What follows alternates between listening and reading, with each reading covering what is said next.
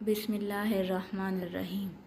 अज़ान शआइर दीन में से है। अज़ान का एहतराम और अज़ान से मोहब्बत हर मोमिन का ईमानी तकाज़ा है। अज़ान देने की एक फ़जीलत हज़रत मुआविया से हुज़ूर अकरम सल्लल्लाहु अलैहि वसल्लम की इस हदीस मुबारक में यूँ बयान हुई है कि क़यामत के दिन जब मौज़िन उठेंगे, इनकी गर्दनें सबसे बुलंद होंगी। मौज़िन को ये फ़जीलत अज़ान ही की वजह से हासिल है, क्योंकि अज़ान एक दावत आमा है और जो कोई अल्लाह के लिए बंदों को अल्लाह की तरफ बुलाता है, अल्लाह ताला इससे खुश होता है। अज़ान और भी बहुत से फ़ज़ाइल हैं जिनके बारे में आपको बताएंगे। आज का असल जो मौजू है वो है कि हुज़ूर अकरम सल्लल्लाहु अलैहि वसल्लम ने अपनी ज़िंदगी में अज़ान क्यों ना दी, इसके पीछे क्या वजह है, वो सब कुछ आपको बताएंगे। आप सल्लल्लाहु अलैहि वसल्लम ने अपनी ज़िंदगी में अज़ान क्यों नहीं दी, लेकिन इससे पहले आपको अज़ान देने और अज़ान का जवाब देने के चंद फ़ज़ाइल बताते हैं जो कि हदीस नबवी सल्लल्लाहु अलैहि वसल्लम में बयान हुए हैं। हज़रत अबू हुरैरा रज़ियल्लाहु अन्हु कहते हैं कि मैंने हुज़ूर अकरम सल्लल्लाहु अलैहि वसल्लम को फरमाते हुए सुना, मौज़िन की आवाज़ जहाँ तक पहुँचती है इसकी मग़फ़िरत करती जाती है और हर खुश्को तर इसके लिए मग़फ़िरत तलब करता है, और अज़ान सुनकर नमाज के लिए हाज़िर होने वाले के लिए 25 नेकियां लिखी जाती हैं और 2 नमाज़ों के दरमियान की गुनाह बख्श दिए जाते हैं। इस रवायत में ज़िक्र हर खुश्को तर चीज़ गवाही देगी, गोया इसमें जिन्नो इंस, हैवानो, नबातात, जमादात सभी शामिल हैं। कितनी बड़ी फ़जीलत की बात है। हर चीज़ मौज़िन के लिए मग़फ़िरत तलब करे और मौज़िन के लिए क़यामत के दिन की गवाह बन जाए। इसलिए चाहिए कि हर मुसलमान ज़िंदगी में अज़ान देने की कोशिश करे ताकि इस फ़जीलत का मुस्तहिक ठहरे।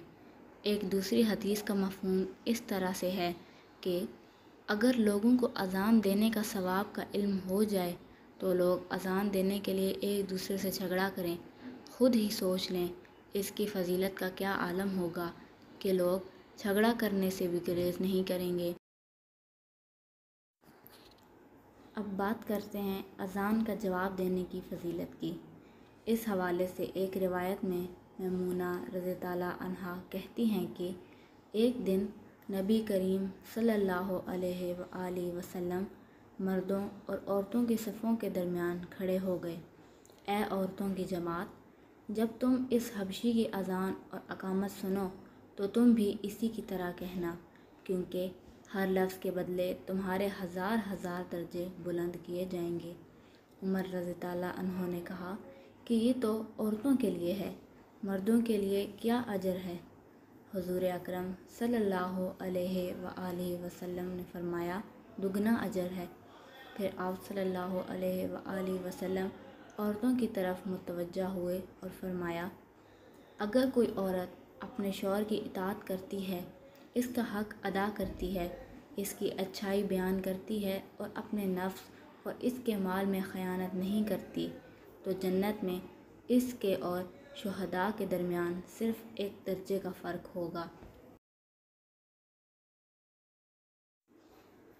अगर इसका शौहर मोमिन अच्छा अखलाक वाला होगा तो वो जन्नत में भी इसका शौहर होगा, वरना अल्लाह ताला इसका निकाह शुहदा में से किसी से करा देगा।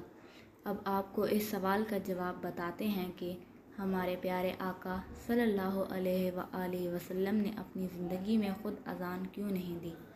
याद रहे कि अल्लाह ताला ने नबी करीम सल्लल्लाहु अलैहि वसल्लम को वजह कायनात बनाया। आप सल्लल्लाहु अलैहि वसल्लम की खातिर अल्लाह ताला ने इस कायनात को पैदा फरमाया और अल्लाह ताला ने कायनात की हर चीज़ को आप सल्लल्लाहु अलैहि वसल्लम का मती बनाया।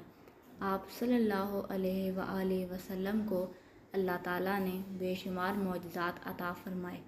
आप सल्लल्लाहु अलैहि वसल्लम के हुक्म से झाड़ियाँ आप सल्लल्लाहु अलैहि वसल्लम के कदमों में आकर सजदा करती थीं।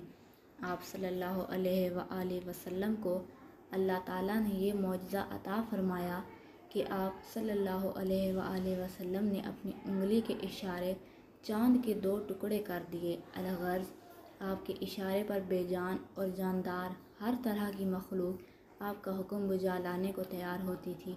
آپ صلی اللہ علیہ وآلہ وسلم کی اسی شان کے تحت یہ کہا جاتا ہے کہ آپ صلی اللہ علیہ وآلہ وسلم نے اپنی زندگی میں اذان اس لیے نہیں دی۔